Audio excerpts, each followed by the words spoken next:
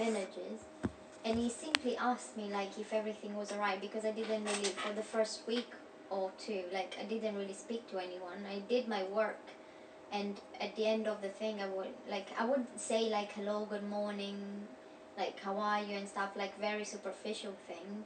But then in the first 2 weeks I didn't try to like actually start conversation to create relationships with my co-workers. Yeah.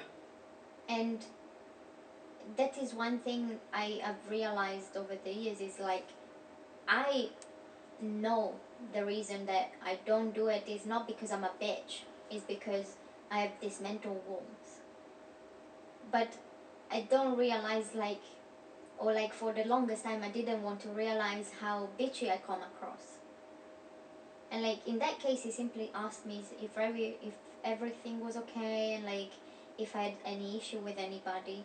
And of course I said like no, like I don't have any issue, it's just like I'm a very shy person. But I also overthought.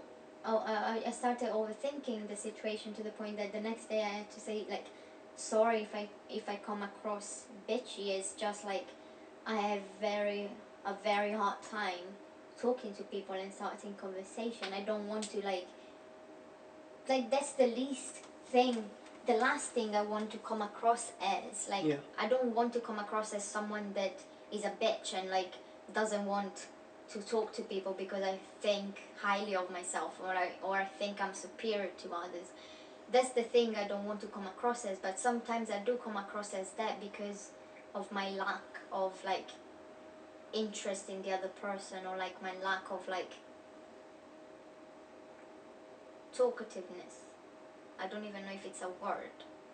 I think it is. But and that's one thing that is the one thing that hurts me the most, is like when I come across as something that I'm not, and I don't want to come across, but I come across as that because I'm unable to overcome this mental walls that I've created.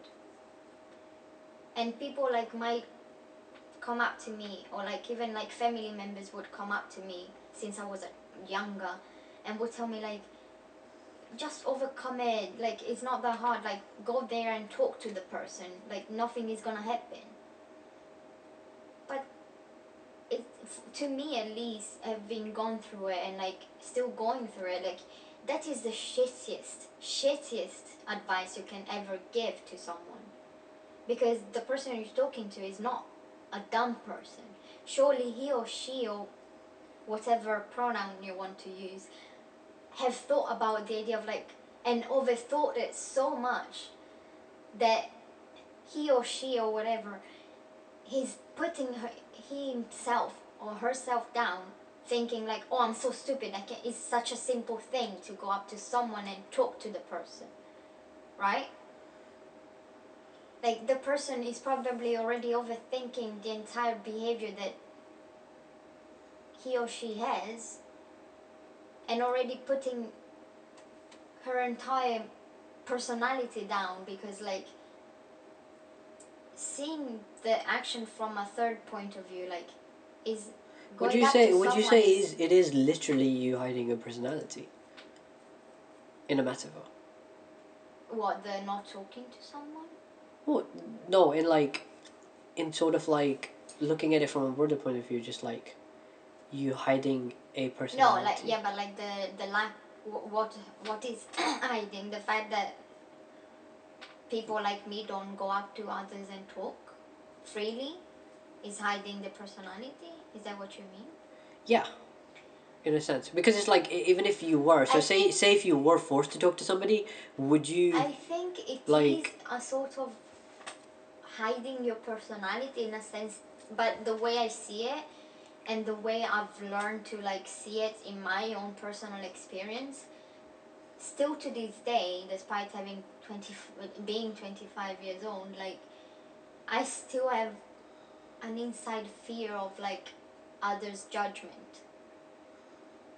But like one thing that I've learned to like, or at least I'm trying to learn over the last year and a half, is like, it's as simple as the fact that like not everybody's gonna like you. And the sooner you accept that concept, the better it's gonna be.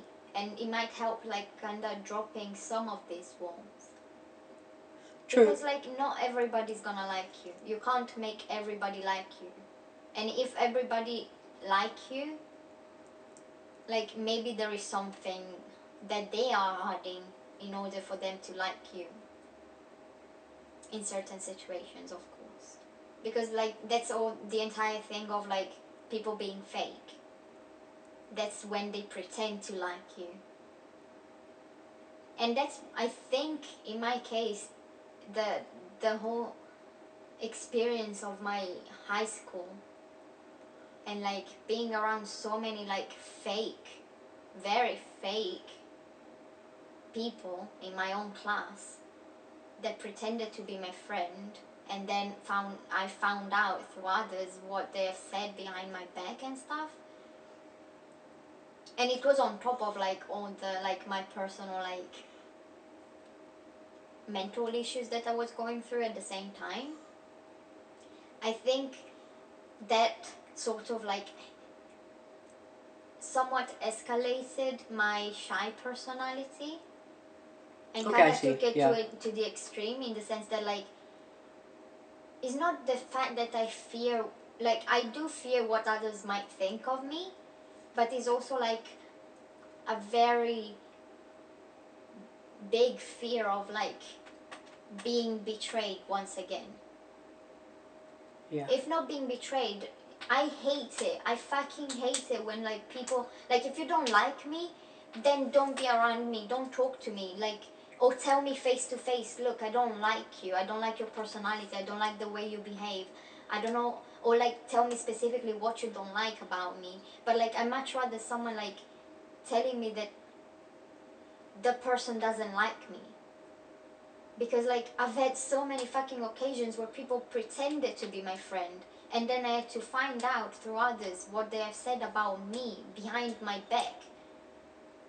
And I felt like a fucking, other than feeling betrayed, I felt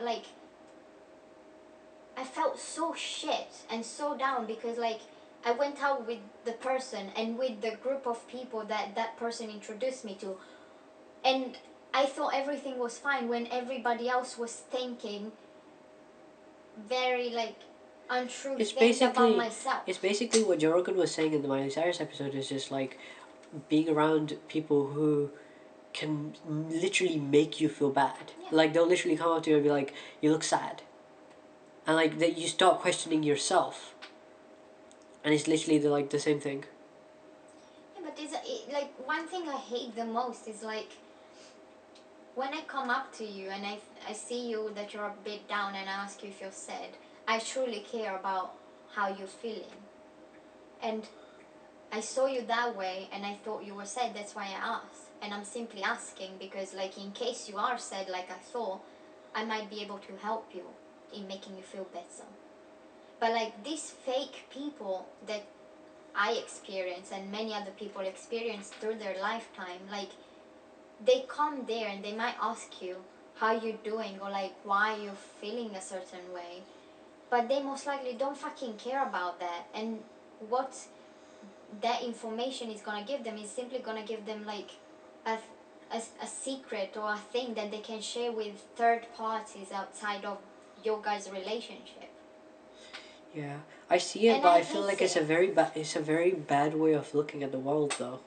That. It is very bad. That's why, like, in my example, for, like, I'm working on it, and I'm working because, like, I know inside of me that there are people that are not like that.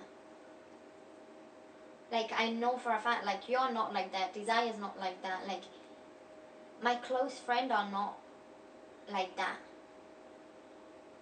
But because of the shitty experiences, Yeah, it's like, like hard for you to sort of go outside I of that.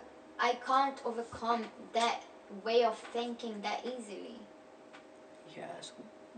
Because Yeah. I don't want to go back to a state of mind where I was very sad every day of my fucking life, and every day of my fucking life for years, for the entirety of high school and the entirety of middle school, like I felt like dying inside, like I was dying and I felt alone. But I think and I wanted to die in real life. I think that brings back the whole thing which we started with pretty nicely though, because it's just a meditation thing. Like if it's actually like, so it's feeling that, but like sort of being stuck in that, but like sort of just letting yourself go. Okay, I can just stop, and it's like that's why I've sort of kind of fallen in love with Buddhism, because it's like because it literally lets you sort of like let go of your mind, body, and also like teaches you is like the fact that like pain is not bad. Pain actually helps you. Like it helps you grow. It helps you change your point of view.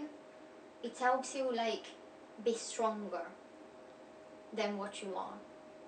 So pain is it's good. Pain is good. If you don't feel pain, then you're a psychopath. Like pain is good and it's good in a lot of way. But one thing, if you let that situation and that pain that comes with that situation go through you, and then you come out as a new person. And one other thing is like letting that pain infect you and like influence your state of mind for years to come. yeah. It's the same thing as like when you lose someone dear to you. Like It's just any experience. It's any no, but like if experience. you lose Like someone close to you or someone that you were really attached to, yeah, it's any experience which makes you grow. if you Like actually let yourself go through the pain, and it's gonna be painful, nobody's gonna change but that. you can actually But look like, at it from the positive side as well. It actually makes a lot more sense if you look at it from the positive side. It's like no, but like, even the experience you have which are positive actually grow you. But pain has this thing where it will like push you. yeah, Like really fucking push pain you to actually like pushes you to like just become do like, even like as an artist, because we are both artists, like every artist has this major connection with pain, because from pain most likely are gonna come your better things. yeah. It's the whole idea of destruction and construction. Yeah. Mind blowing. But what I was saying when about the example of like when you lose someone dear is like you can either choose to let yourself go through that immense pain, and like you have to let your entire body go through the pain, and that can last like a week, 2 weeks, a month, 2 months. Yeah. But then Some people have it for their whole lives. no, but It's then crazy. no, it's different. Like I mean, I'm talking about like a very small number of people, but yeah. no, but what I'm saying is like it's way better if you let go through that, Yeah. and then you come out as a new person, and like you most likely have grown, have developed a new point of view, a new way of thinking about something, and a more positive outcome Yeah. of life, and Like you're gonna feel kind of regenerated, and you have the push to, like you have the energy to push forward in life. Yeah. After that, but it's better to do that. But you can also choose, like my auntie, for example, did when my uncle passed. She didn't let herself go through the pain. She tried to hide it. She tried to not think about it. She tried to run away from it. And because she tried this many things, she even lost her faith. She stopped praying. She stopped going to the Buddhist prayers and stuff. She stopped doing all the things she wanted to do. Because she didn't let herself go through the pain to begin with, because she was scared that it was too strong to go through. And that thing, it happened, and like she didn't get through. Like this is the first year, or like last year was the first year when she actually started, like we started seeing a change